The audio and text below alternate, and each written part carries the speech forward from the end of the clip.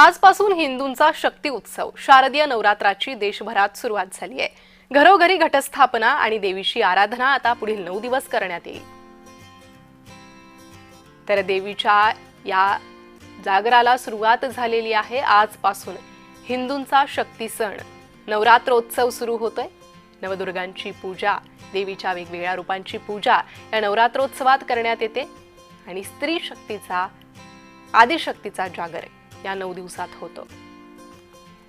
आणि या संदर्भात महंत सुधीरदास यांनी जय महाराष्ट्राशी काही वेळापूर्वी संवाद साधला होता। ऐकूयात।